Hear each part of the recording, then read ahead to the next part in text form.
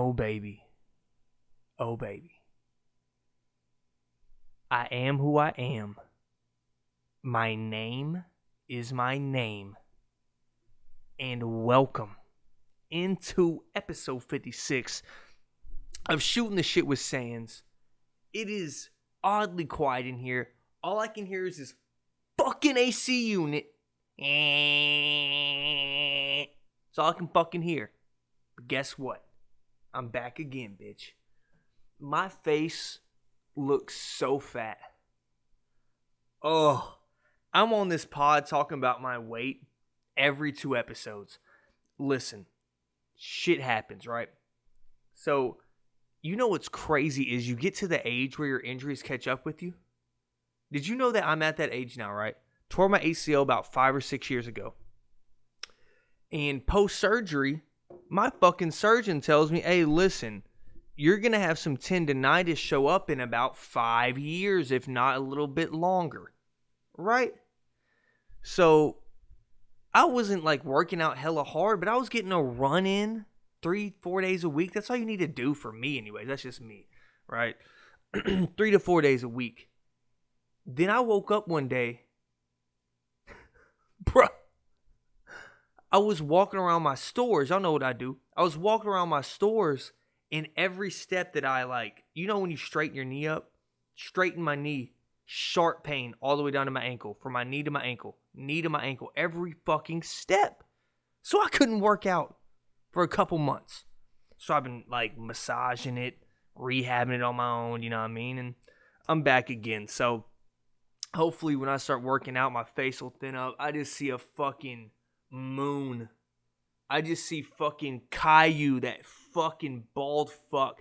That's just what I see, that fucking round ass head. I just have a fucking round face right now, you know? But like I said, I talk about my weight on this podcast. And you know what? I hadn't gained any weight. I'm sitting at 212. Sitting at 210. Right there. Lose my 10, I'll be alright, right? My weight doesn't move. My body changes. Does that make sense? I know that sounds nuts. My weight does not move, but my body changes. Like, that actually happens. Like, my face gets fat. Or, like, I've been drinking. I got a whiskey on me right now. I don't care. I've been drinking. So, like, 2 days of drinking, my body bloats up. Same weight. Drink a lot of water. I go like this. Same weight. Drink alcohol. Eat fast food. And then I got a fucking chest belly. And I'm like, you know that chest belly? I know a lot of my homies are fit as fuck. So you people, you got that chest belly where like you got your titties and then right where it creases, it's a belly. That's what I had for a long time. Now I'm trying to suck in and shit. That's what I had for a long time. I ain't got it no more, but you know what it is. Y'all know, all my friends know how I do. I'll sit there and eat salad for fucking 2 months and lose 15 pounds and call it a day. I don't give a fuck. When I want to lose weight, I'll lose it, right? But me and Nene had made an agreement that we're going to get back in the gym on Monday, and it sucked because I kind of drew her back from that, you know, with my knee shit. So we were going pretty hard at it. So hopefully we improve on that. But what's up with y'all today? I'm over here just randomly ranting. What's up, man? On the podcast today, it's nothing crazy. I'm going to talk about the Heat, right? Talk about the Heat. Big win over the Celtics today. And then I'm giving like conference, just like a conference roundup, I guess you would call it. Because to me, I think the teams are set in stone. Not the seeding, the teams though. The teams are set in stone. And I'm just going to kind of go through what I think each team is capable of in the playoffs and things of that nature. And then I'm going to get into a guy who is one of the most controversial people in sports, not in a good or bad way, just in a way that your opinion on him is like one or two things. You hate him or love him, right? And I'm not that dude. But he set a huge milestone, and I talked about him on my last podcast. He made the All-NBA team, third team. Russell Westbrook, man, I'm going to go over like a big diatribe about his legacy and like putting things in perspective. Basically, I'm going post KD, you know, and I think that I'll touch on the KD years a little bit, but I think we have forgotten what this dude actually does for a basketball team on the court, even in 2021 at 33 years old. So it's kind of crazy. But yeah, how we doing, man? I'm doing great. Thank you for asking, all right? I was sitting here and I was thinking of fucking topics for the podcast, right? And then guess what happened? The group chat. The group chat and my beautiful, smart, intelligent, funny woman always bring me topics. They bring me topics to spin, right? To spin in my own way. And they brought this screenshot up, right? Oh, I'm not going to name any names. But it's a girl I used to talk to who I thought I was dating, but she wasn't dating me. It's a long story. But anyways, somebody anonymously brought it in the group chat. And I know she's going to see this. I don't care. All right. Anonymously brought it to the group chat. Can I speak? I'm trying. And said, one of my hardest follows, want to hit block every day, right? And I don't remember the tweet. I could go through and scroll through 200 messages, but I'll just give you her personality, right? And it was something along these lines. Just to give a little backstory, she's that girl that I was talking to freshman year of her freshman year of college. I was a senior. And she was the girl that took philosophy. And she's in philosophy 1, right? And it's like, I really am a free spirit. My spirit is free, and I will not latch to another spirit unless my spirit tells me to latch, because I am free. Like, bitches start taking philosophy 1 in college, and they start trying to break people down and be observers. Like, do you want to go people watch? Like, they really ask you that on a date. They're like, do you just want to go to the park and people watch? I've really become interested in philosophy. And then they start taking sociology, and they think placebo effect relates to everything in life. Like, she's one of the girls that's like, we live in a simulation, man. Time? What is time? I'll wake up at 2 p.m. if I want. I'll wake up at 2 p.m. Money? Money's just paper. Oh, that's what the tweet was. Money's just paper. Why can't they just print all of it? Unlimited money. Like, bro, shut the fuck up. We all live in a simulation. Your simulation can go start by you quitting your job and living in a fucking box. Because people that think like you live in a box under a bridge, asking for change, scrubbing your windshield unwarranted, like, hey, I got you. Like, they just spit in a bottle and start spraying on your windshield and start scrubbing it. Now, listen, I'm not one of them people. I'm sorry. Like, don't get it twisted. I have empathy for people. All right. Yes, they're homeless. I'm not one of them people. Like, I will give my brand new shoes to a homeless man. Right. But I'm not some crazy person that's like, the homeless have to be a fucking issue in this country. Like, no, man, they don't. If you go to an interview with 70% of them, they're crackheads, bruh. Y'all are acting like these homeless people had a CEO job, just tanked, and just are out here on the streets. Like, no. Delonte West turned to crack, okay? And that's why he was homeless. Once again, if I'm offending you, I don't give a fuck, all right? But these people that think that they're in a simulation, I just can't deal with it. Like, me and Nia had these conversations, but at the same time, that's my girl, so I respect her viewpoint more than a random chick, you know what I mean? Like, if Nia wants to talk about aliens and shit and she has a wild perspective on it, I know she's not fucking stupid. I know she's not. I know she's not stupid. And I got some really, y'all have heard the shit I say on this podcast. I have some really stupid ideas on shit, right? So I respect it. That woman's teaching children, though. That woman is teaching kids. But anyways. And the thing is, this sounds like I'm being resentful towards a woman I had, feelings for. It's not. I hate everybody built like that. Everything's a conspiracy. They're putting rat poison in the COVID fucking test. You know what I mean? They're fucking hiding aliens from us, but they're like did a press conference over that UFOs are real and shit. You know, it's just them things. And that was another thing I started thinking about, how hard dating women in college is, you know? Mostly the whole, they start taking psych. Oh my fucking God. Your parents definitely did nature over nurture, huh? Like, bitch, I don't know how long I was on my mama's titty. I don't know how long I was fed a bottle. I don't know any of that shit. I'm there to make a grade. You're invested in the class. That's the difference. And then they start putting this shit in their life. And then next thing you know, they take Psych 2 out of interest and they think they can be a psychologist and break you down.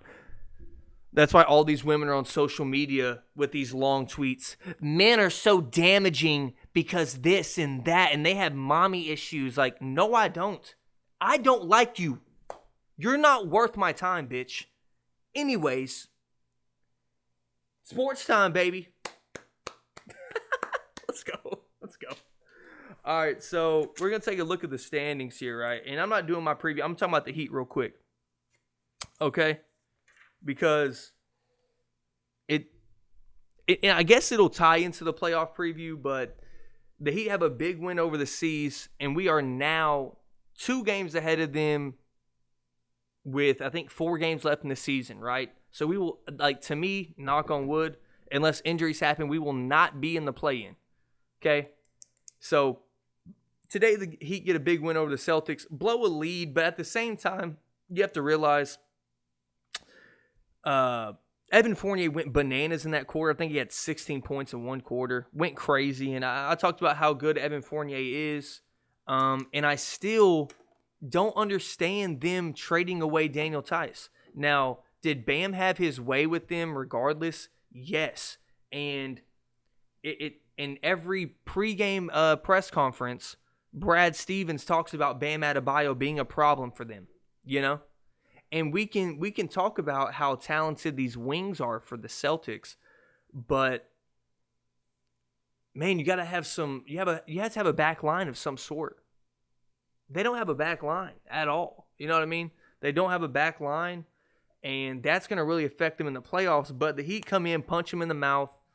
Jimmy Butler and Bam Adebayo combined for 2 shots in the first half, and we were beating them by almost 20. So this is flashes of bubble Heat shit. I know that sounds crazy, but what I'm seeing late in this season, we are preparing for playoffs. I'm going to pull this down so my hairline don't look so bad. My hairline ain't that bad now. Damn. Late in the season, like I had this clip on my 7 podcasts I recorded last week that I did not post. I don't know why. I was saying this is where the Heat will show who they truly are. Are we going to drop games to a Pistons team?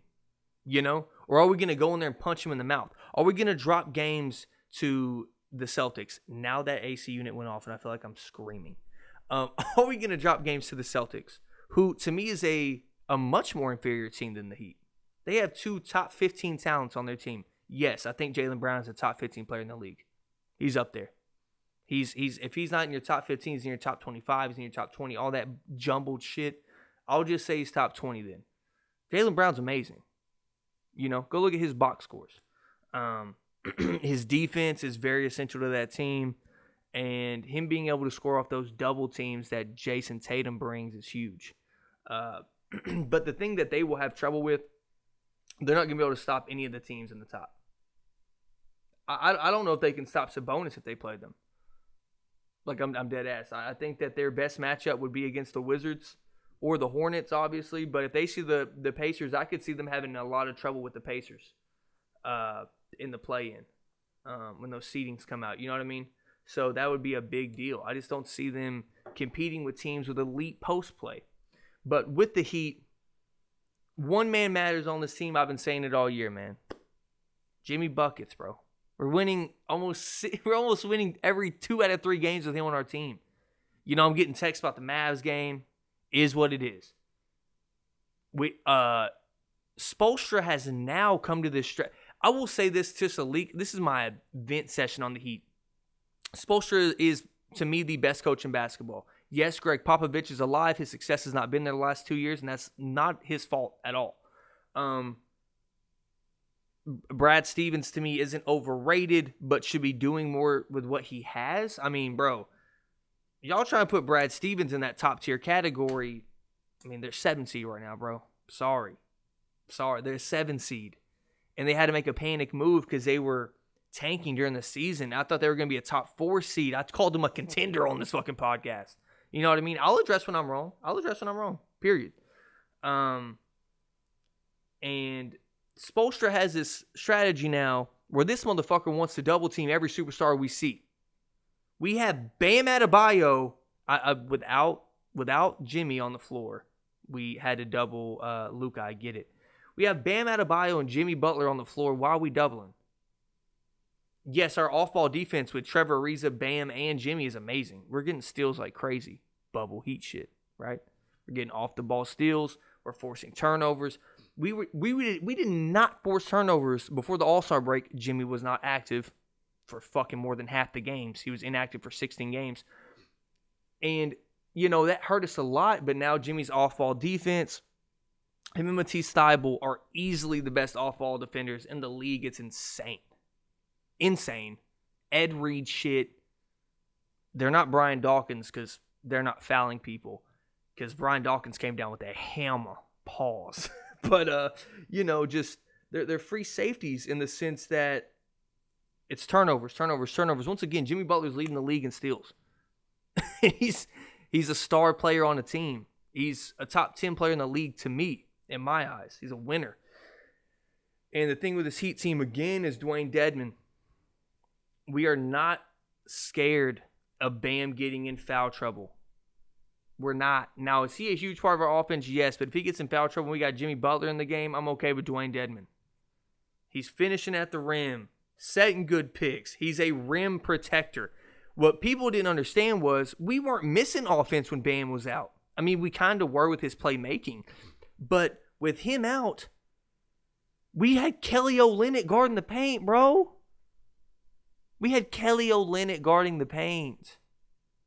Can't have Kelly Olynyk guarding the paint. Okay. Had Precious Achiuwa. Clueless Achiuwa just fucking.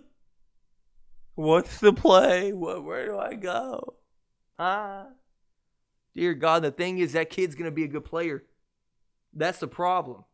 Now, this is going to develop with his body, pause, and he's going to become a great player. If you look at Precious, he literally is a rookie year Bam.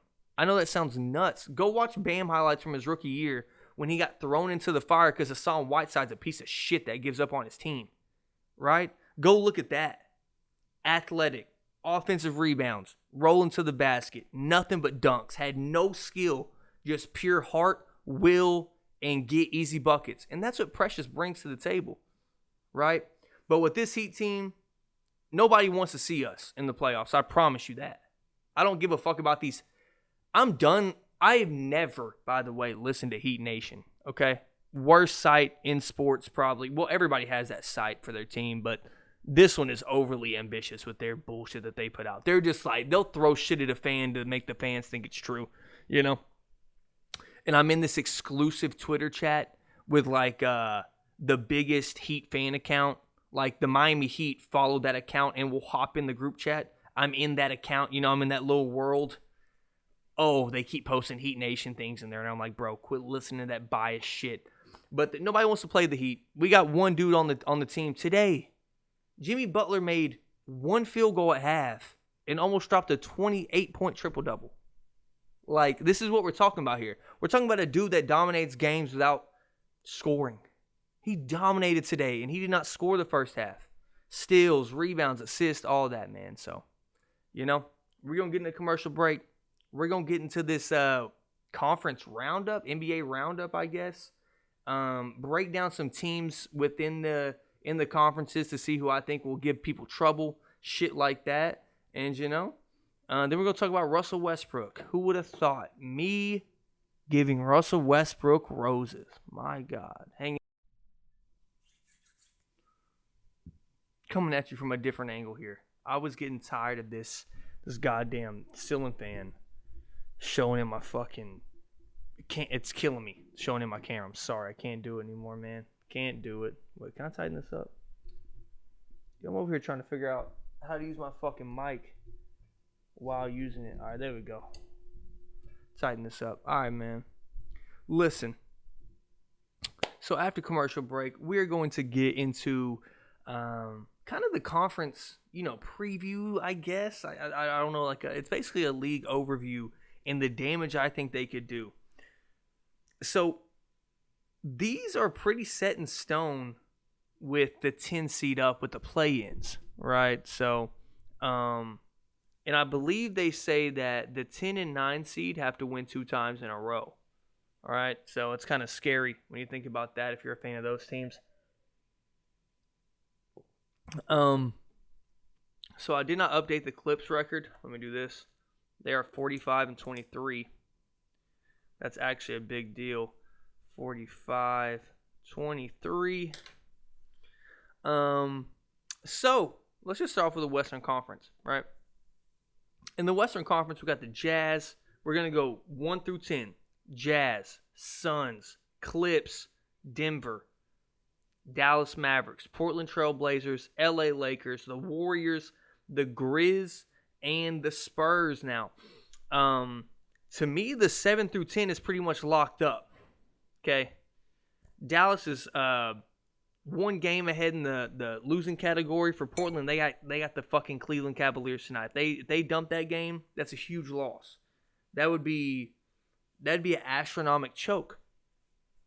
But touching on the Mavericks here, Luka Doncic has been people aren't documenting what he's done since All-Star break, right? So KP has played 1 game in the last 8, right? And Luka Doncic, since All-Star break, when active, they are 20-9. Once again, y'all remember the tweet. Y'all remember the tweet from ESPN.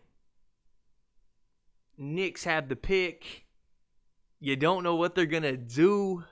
Oh my God, are they going to get a lottery pick? I don't think so, man. I don't think so, right? So we got the Mavs and the Denver Nuggets. To me, this is going to be a lock for the 4-5. Portland can come out blazing and get it done, but I think the Mavs end up 40-28 tonight, a whole game ahead, and I think that's a big, big deal. I think it is, and I think they said that Dallas had the tiebreaker over Portland as well. So if we see the series between Dallas and Denver, I think it goes 7.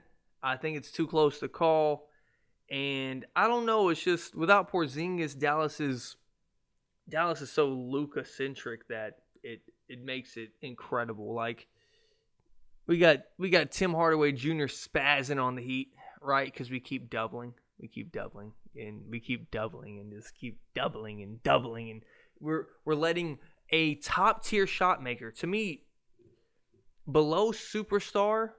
I don't care about all-star, nothing. Tim Hardaway is right there with those guys in shot making ability, and he is top 5 flamethrower, right? As in bench player, microwave, that 2K shit, microwave Hall of Fame. He gets hot. Single coverage, he misses his first 3 shots. We start doubling. We start giving an NBA player fucking late contest threes, and we think that's going to do the job. He drops fucking 40 on us, hit 10 threes. Yeah, is what it is, right? Obviously, a big problem is the Lakers, right? If they end up, I don't know if they keep this 7 seed, they could go down. When LeBron comes back, I think they're gonna. I don't know how to explain this. I think the West is gonna stay stationary, right? Denver's 5 games ahead of Dallas. Dallas and Portland are gonna be fighting for that seed. That's the only thing that's gonna make a difference. It's gonna be the difference between facing a Clippers team who's ready to have their vengeance and facing a Denver team who has no Jamal Murray, their clutch big shot maker. And that showed in the Brooklyn Nets game the other night. Last night? Was it last night? No, it was Saturday. today's Sunday. I think it was last night. Was it the Jazz? What? The Jazz played the Nets. Or did what? Dude, my fucking memory's blown. It was the Nets played the Nuggets, right? And they were down by 20. They came back. I watched the games. What the fuck is wrong with my memory? Bro, anyways, whatever recent game they played, it showed. Because they couldn't finish. And Jokic kind of got holed by the refs at the end of the game. I think that was definitely the Nets game. He got holed by the refs at the end of the game, and it was just, this is going to fuck me up. No, because they played them back-to-back nights. Right? Because Rudy Gobert blocked Jokic in the clutch. I saw Wobb's tweet about it. Okay, either way. A guard that makes shots was a big thing that they were missing out on. Now, Michael Porter Jr., another thing I was right on. He has literally been averaging right on 25.6 points a game since Jamal Murray's been hurt. So, oh, man. How many times can this podcast get it right before my shit blows up? I want to know. You know, I don't have these in-depth numbers. Well, off the cut, this dude's shooting 68% and they're cutting offense. Like, nah, bro. I don't got that for you. Okay? I don't have a stat guy. I do as much research as I fucking can, okay? I don't have Matisse Thybulle's defensive effective field goal percentage inside 3 minutes in the second quarter within a 4-point game. No, I don't. I don't have it. Thanks, though. Thanks. Anyways, in the West, goddamn, Denver is super nice. I think Dallas edges them out because they have the better player in the series. I truly do think they have the better player. I think they win that series. And this isn't a playoff preview. I'm trying to give y'all damage. But I think Dallas is I hate to say it, I think they're a one-round and out team, if not just a first-round team, you know. The Jazz, if the Jazz have to play the Lakers, it's scary hours for them, right? They're going to be a first seed that loses, in my opinion. I just think that the West is much more glamorous than the East, man. I mean, we're looking at a potential first-round matchup where we have LeBron versus the Suns, LeBron and AD and Drummond versus the Suns, Warriors versus the Jazz. They have nobody that can guard Steph Curry on that team, but I think they get beaten 5. Steph Curry's team. Portland versus Clippers, where we saw all last year, they have elite perimeter defenders as names, but they give up big time buckets and fold in the clutch. And we have to wait and see what Paul George does in the playoffs, right? We really do.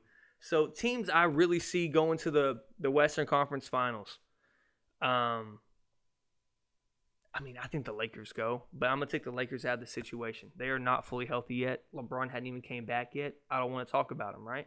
Without the Lakers being in the picture, I think we are looking at a Clippers and Phoenix final. Is that even possible? It's not, right? They're on different sides of the bracket. So that's what I think. Those are the two teams I would pick to go to the Western Conference Finals if it goes out that way. I just can't pick the Jazz, bro. I can't pick the Jazz. The teams that I want going, Phoenix, Clippers. But they're on the same side of the bracket, correct? It's 2-7, 1-8, 4-5, 2-7, 3-6, 2-3 play, 1-4 play. Yeah, so it can't happen that way. But I would love for it to happen. And if the Nuggets jump up one, I think the Mavs are in big trouble, man. I think Luka showed what he could do last year.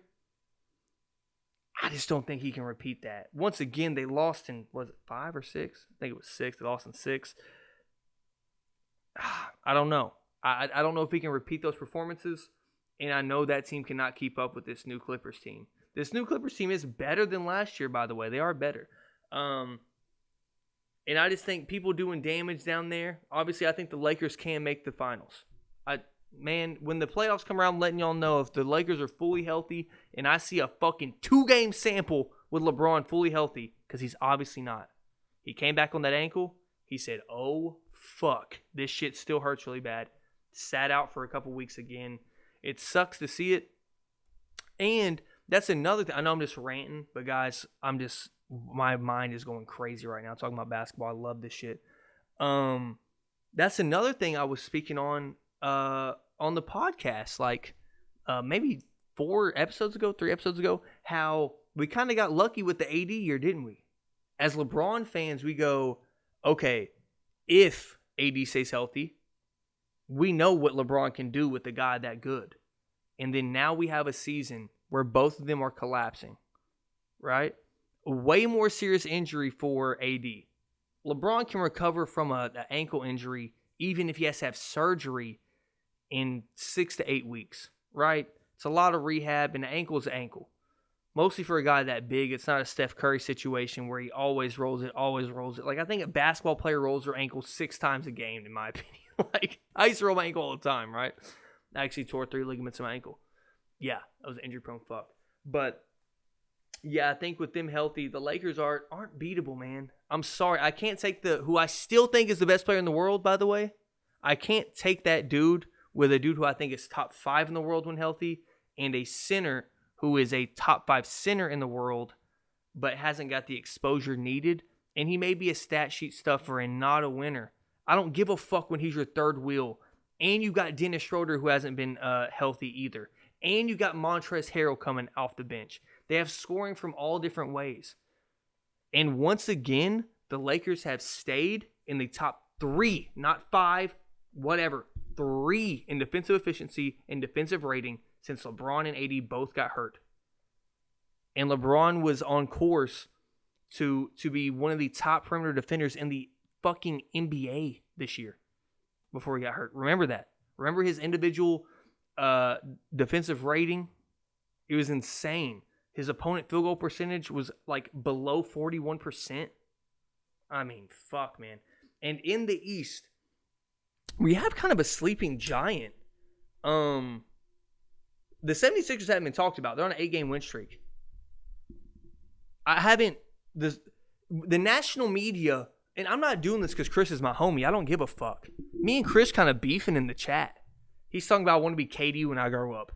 I want you to earn something when you grow up, Chris. You have a beautiful wife. You got 2 furry kids, okay? Listen, bro. You don't want to be that guy. You've earned shit in your life. I know what you come from, buddy. Listen to me, Chris. You've earned these things in your life. Why the fuck would you want to be Kevin Durant? Why? God knows he hadn't even deserved a good hairline. He hadn't earned it. He's going bald, bruh. Okay? You do not want to be Kevin Durant when you grow up. I'm talking about the 76ers are not being talked about, by the way.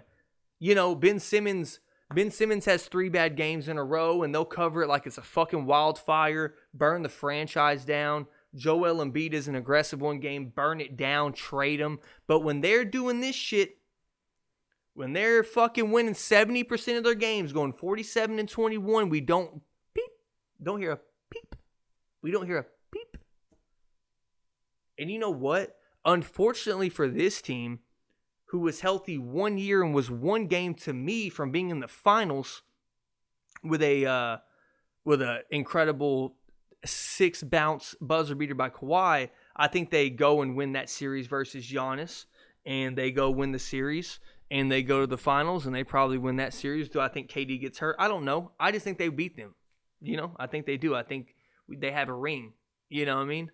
And Jimmy doesn't leave, and it becomes okay, and all this shit, right? From that to a knee dislocation of Ben Simmons, who has not been given the credit he deserves for having a injury that could have played the rest of his career, by the way. He comes out the same player he was, I would say better at scoring in the post. I don't know how I think about Ben Simmons. I think Ben Simmons is a top-tier post scorer. I think he is. I know he's a one-man fast break. I know he's a playmaking god.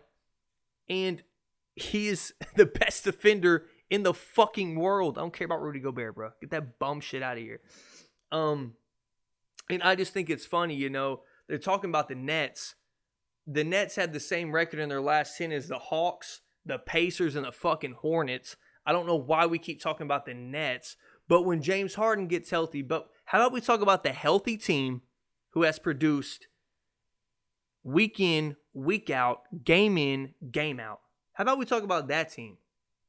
Loses Joel Embiid as a whole. I'm talking about a whole. I know y'all know where I stand with Joel Embiid as an individual player. Lose Joel Embiid and don't miss a step. Toby said, I should have been an all-star. Let me show you again and again and again. One of the most underrated, untalked about players in the league is Tobias Harris. That dude is 22 a night with his eyes closed.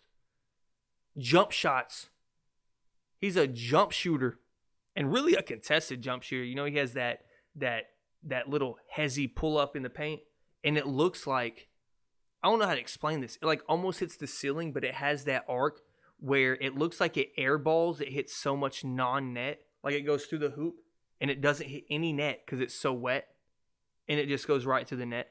I love watching him shoot mid-range jumpers. But in the East, the teams that I am not scared of, I am scared of the Nets, I'm not going to lie. The teams I'm not scared of are doing what I think they would do. Like I said, last 10, Hawks 5-5, Pacers 5-5, Hornets 5-5, C's 4-6, and the Nets are 5-5. The Nets don't have James Harden, who I think is the most important player on that team. And he's shown that. Because Kyrie and KD, they're amazing players, so their stats are going to be there. They aren't getting people involved, bro. I hate to tell y'all this. They are not getting people involved. Their stats can say 6 assists. I don't give a fuck.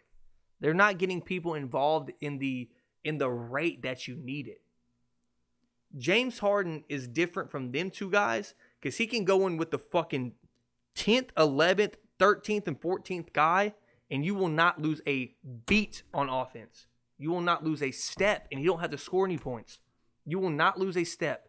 His pace, his control of the game, his playmaking, his finding open shots, his scoring ability is his scoring ability. Do you understand me? Those three average 80 a game almost, bro. I think they're at 80 a game. They scored 27 apiece, basically. So they're at 80 a game. Or right underneath. I think it's 79 when I did the math earlier. And James Harden is averaging 10 less points than he did in 2 previous years and is averaging 27.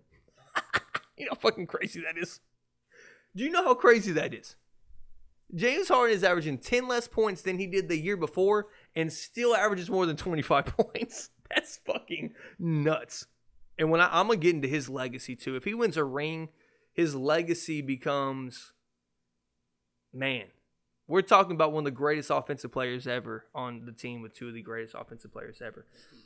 But I have certain teams I think are playoff teams. I am a Heat fan. And anybody out there that knows basketball knows the Heat are built for the playoffs. Does that make sense? So, and this is just like this last 10-game sample. To me, every game that I've watched in the NBA has had high intensity.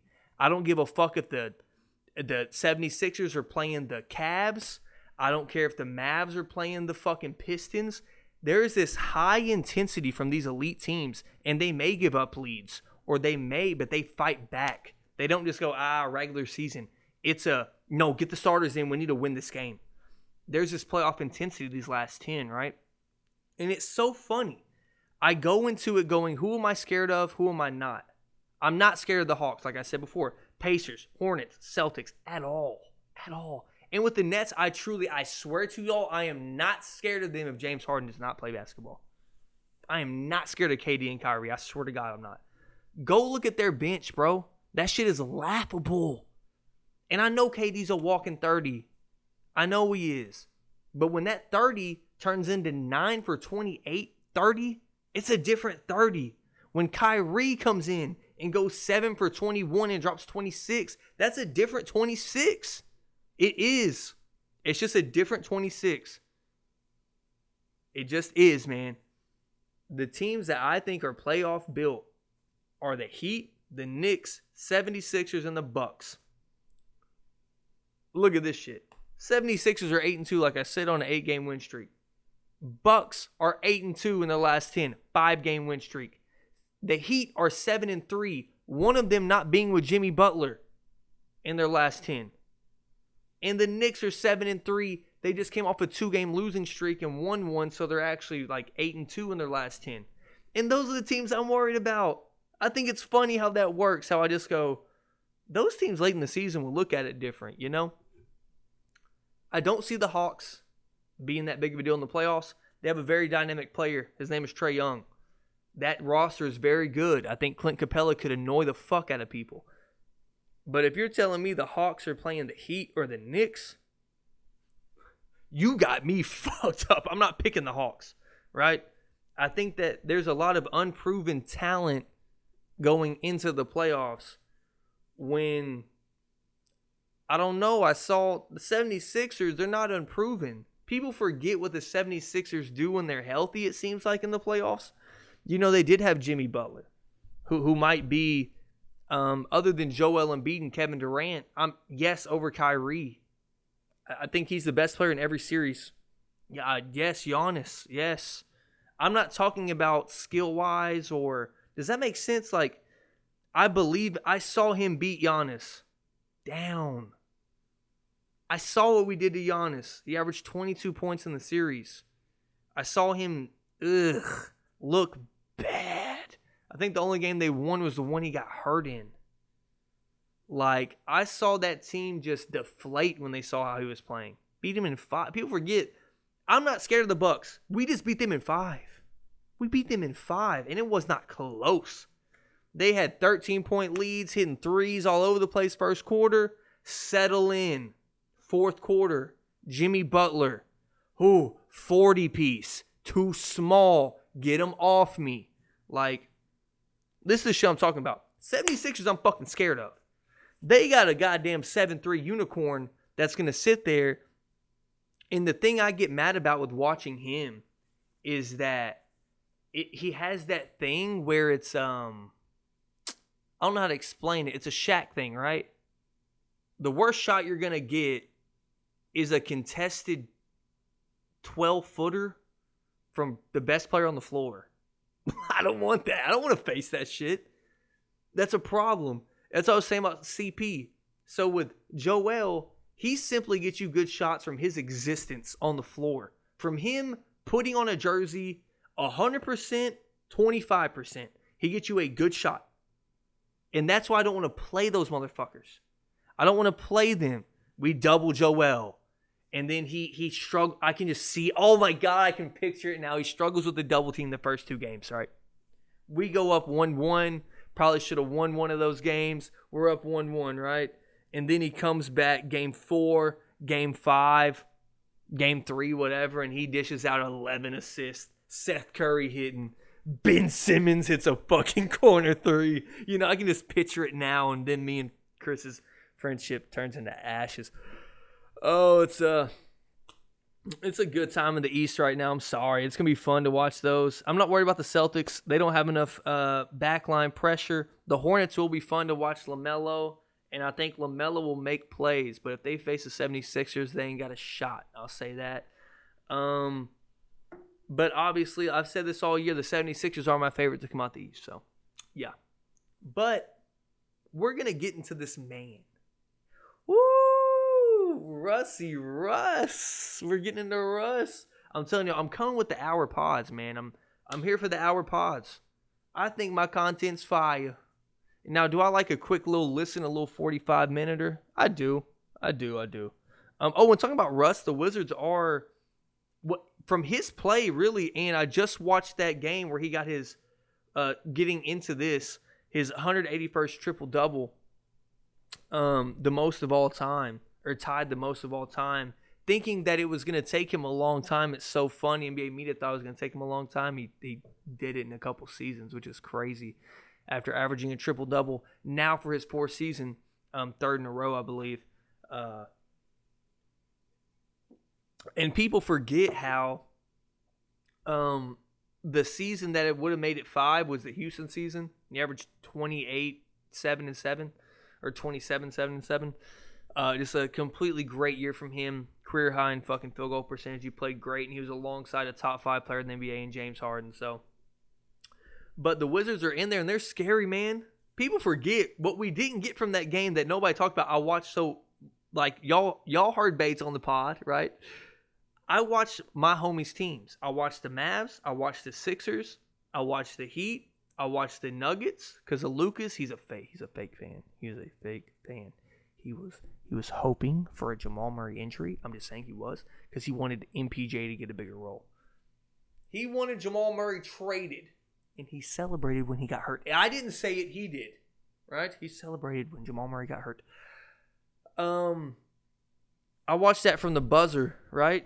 People don't get that. Bradley Beal did not play the whole overtime. He had 50 points. Bradley Beal had 50. People forget that Bradley had 50 that game. It was an incredible game. Sealed off with a game-winning block, game-winning free throws, and it wasn't even controversial. The call was obvious. That was a foul on his jumper. It wasn't even fucking close. If you think it was close, you're a nut. You really are. But anyways, so getting into this man's legacy, right? Just to give my previous opinions on Russ, right? I call him what he is. I think he's an unclutch. I wouldn't say unclutch. I would say non-playoff performing, fantastic player. I think he is a level above Paul George. I think he's a tier above Paul George in the superstar categories. But I don't think he's in that top tier level. Does that make sense? And I'm not going to give you a position because I think he defies positions. How can I label a man who will average 12 points or 12 rebounds a game a point guard?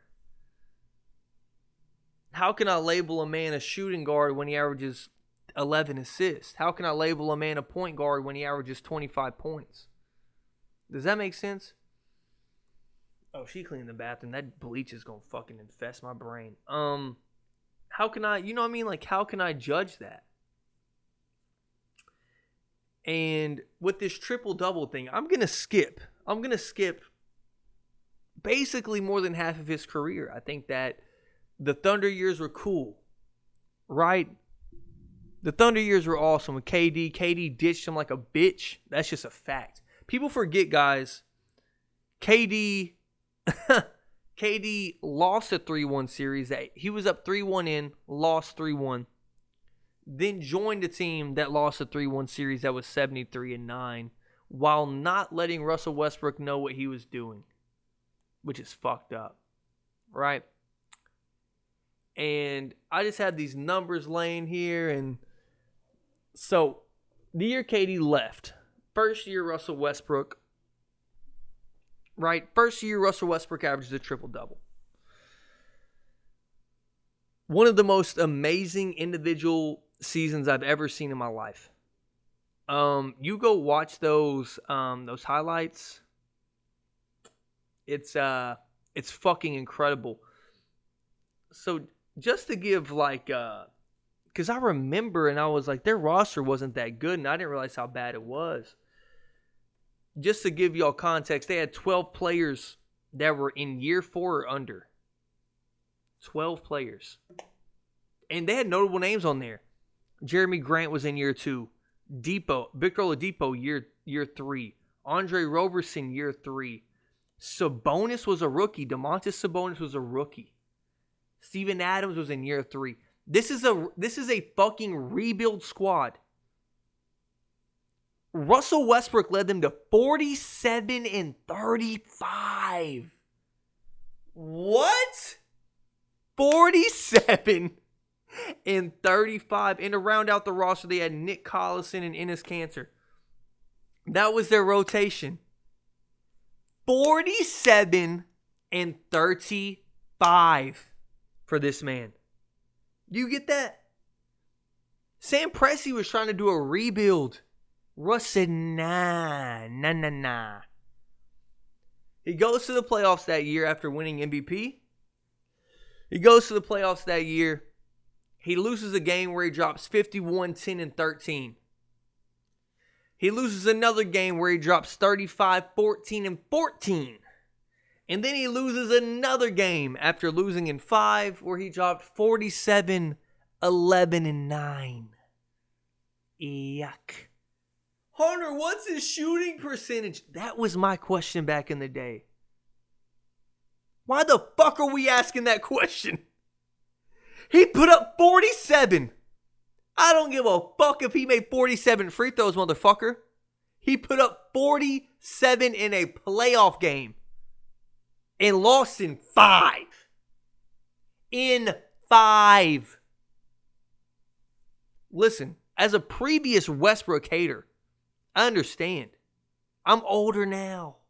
I'm 26. I know when I'm witnessing greatness. I know when I'm witnessing greatness, bro. I know it. And if you watch Russell Westbrook, the stat pad and shit is out the window. His talent isn't even his best attribute. It's his fucking effort. And if you really love sports, I don't want the guy that's nonchalant. I don't like the dude that is cool with it. Does that make sense? Like, I can't even think of somebody that's cool with it that's a great player. Like, people do shit that's cool, but the greatest players are the ones that'll put their lives on the line. That dude... Kobe fans love Russ, I would hope. Jordan fans love Russ. And I'm a Bronny fan. I love Russ too now. I see it. I saw the light. I see it now. Fuck his playoff record. Fuck his shooting percentage. I watch him to watch him play ball. I know that sounds like a dumb idea, right? But when I watch LeBron, I watch him to win a championship. When I watch Jimmy, I watch him to, because he's the head of my franchise and shit like that. I watch Steph Curry to see him shoot from the parking lot. I watch Russell Westbrook to purely watch him play basketball. Don't care how he plays. Does that make sense? I watch him to watch him. This dude can drop 11, 11, 11, and he plays like he was going to drop 70. He plays like he is working for a spot on the roster every night. And then his stat output is just bananas because his talent is on a whole nother level than most of the people in the league. He started playing hurt this year, right? He started out hurt. Really hurt. Hurting, man. Wasn't playing too hot, right? Remember the tweets? I tweeted about him. Remember the criticism? It reminded, and a dude that, I hate to compare everything to the Heat, but a dude that's similar right now, I'm not comparing them in school, is Tyler Hero. I was shitting on Tyler Hero. He sat out 10 games. He comes back from a foot injury. Been hooping, right? He's healthy. He's healthy, knows the playoffs are around the corner. And I'll say this, Russell Westbrook always knows what time it is. When that playoff starts creeping, he can feel it in his fucking soul. I know he does. I know he does. I can tell by his mentality in that overtime the other night. Russell Westbrook just said, we're not losing. It was crazy. It's that thing that Russ can do because he's an all-time great player, period. And he does have a better career than Allen Iverson. I hate to say it. 4 Western Conference Finals. 11-9 in the playoffs. Total series. He has 20 series.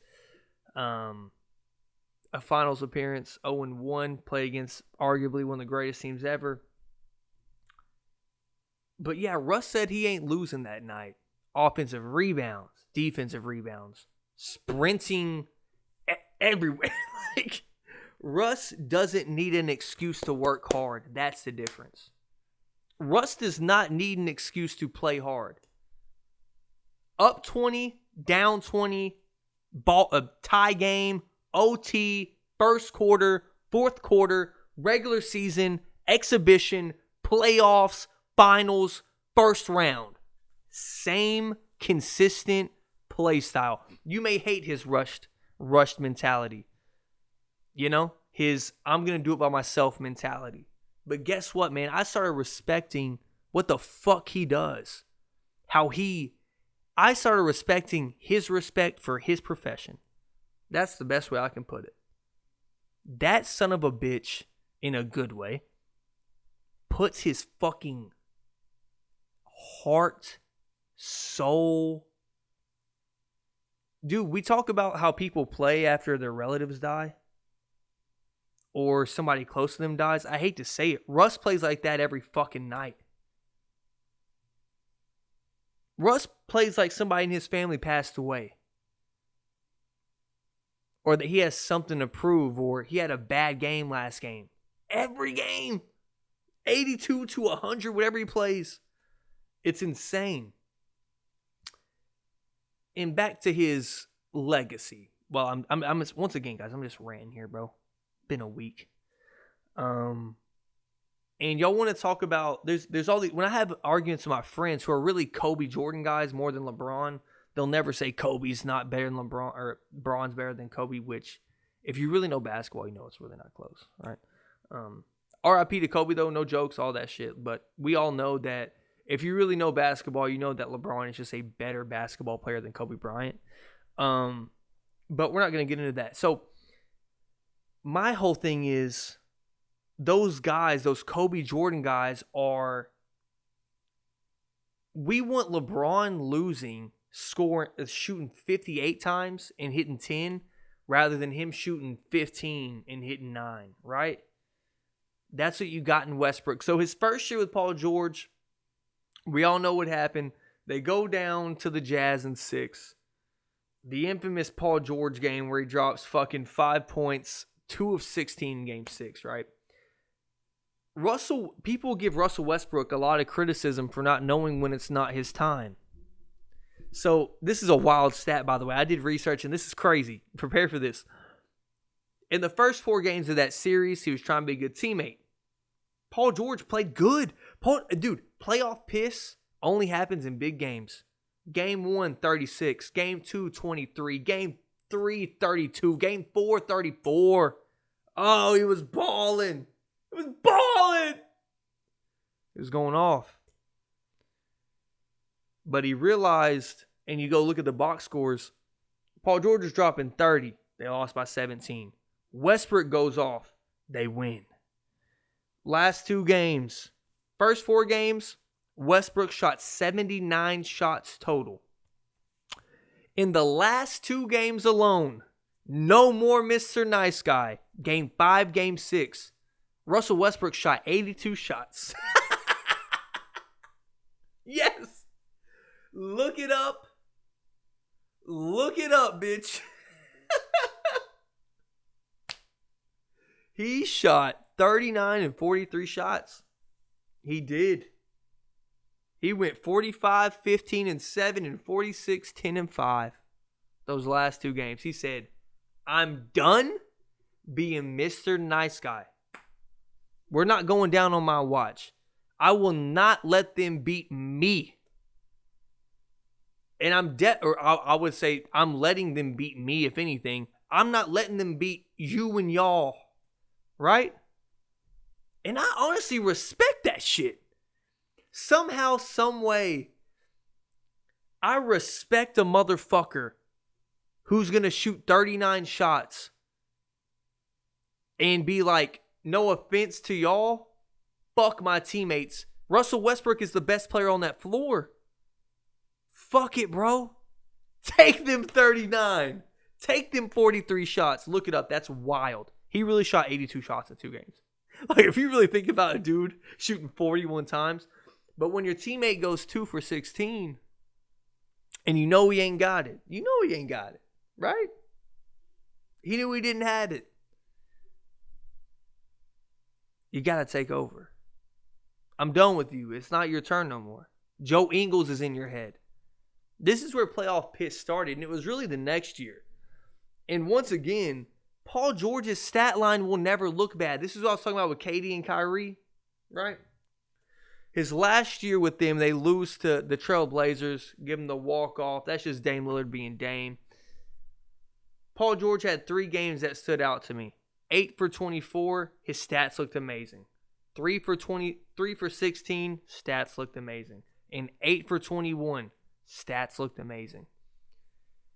But when your second best player is shooting 33%, I know when you're first, dude, Russell Westbrook's out here putting up fucking 35% every game. It's just, to me, it's different. It's different when Russ does it, right? Because Russ is always in the driver's seat when he does it. He's always looking for full impact. He's always looking to win. To me, when Paul George does it, it's I look smooth. I look good. Contested jump. It's no will to win. You can just see the different mentalities. I don't ever see Paul George forcing shit in the fourth quarter because he wants to win. Like I said, I respect Russ doing that. We're down by 6. Fuck it, I'm pulling a 3. I've come to respect what Russell Westbrook is. Stop looking at him for... I'm tired of doing this with athletes. I'm done looking at them for what I want them to be, and I'm looking at them for what they are.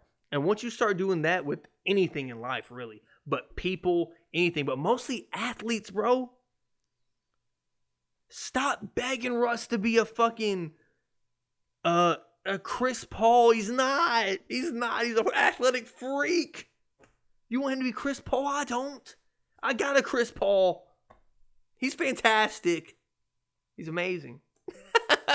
I want Russ to be Russ. And another thing on that first season, I didn't mention his stats. First season averaging a triple-double, we went 32, 11, and 10. Shot 85% career high field goal free throw percentage, and shot his career high in 3-point percentage. So it's just led him to the 6th seed. It was just incredible, and really, that's my thesis on the whole thing. Y'all know I love my thesis statements. My thesis is really, man, accept athletes and people, but this isn't some fucking deep argument. I'm talking about athletes, really. Accept athletes for what they are. Stop dreaming on a wishing well what the fuck you think they can be or will be. And yes, if you're looking at a development of a player, talk about that. But in the moment, talk about them how they are. Right? I'm not talking about Bam what I think he could be in 2 years, because y'all don't even know. Y'all don't even want to know what the fuck I think Bam could be in 2 years. It's my most blasphemous take I ever have on this fucking pod. But just that's my thing. Just look at people for what they are and accept what they are, and then you'll find their greatness within what you're watching, mostly if it's a guy like Russell Westbrook. Once again, when I watch him play now, he may miss 10 shots in a row, but he has no malicious intent, and I promise you, he is not stat padding. And I don't know why I'm defending this man, but that man is not stat padding, bro. I promise you. He literally will give his all to win. He will give everything he has just to win. It's insane.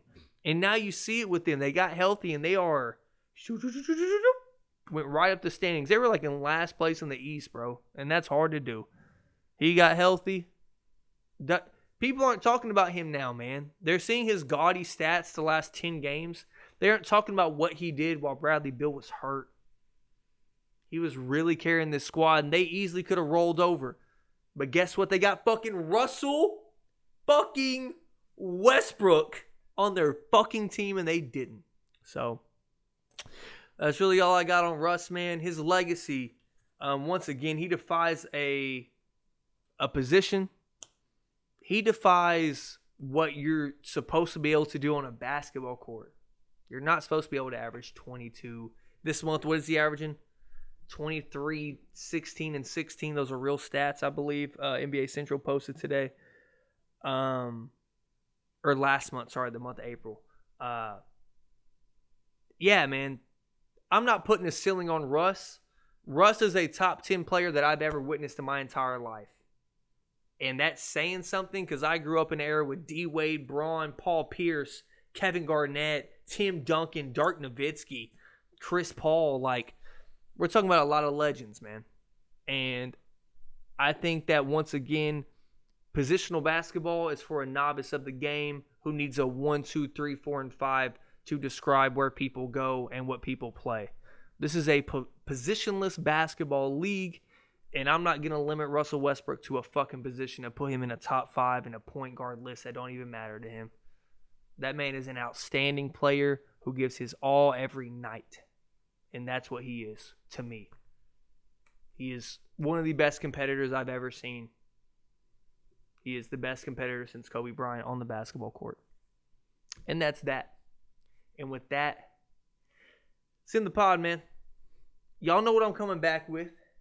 A playoff preview, H. Oh, my. Oh, 2 pods in a week. Y'all remember, I did 2 pods in a day. 2 45-minute pods in a day, and I'll bring it back again, motherfucker. Let's go, man. Hey, thank y'all for listening. I know we went, down a wild trail there, right? Heat, fucking conference, all that. But guess what? End up on Russell Westbrook. Thought it was a good conversation to have. And knowing that I used to be a huge hater of him, I've realized what he is, and he's an amazing player. All-time great. Will be remembered forever. And guess what? Y'all will be remembered forever because I love y'all so much for listening. Thank y'all for listening. I love y'all so much. And until next time, the fucking pod goat is out.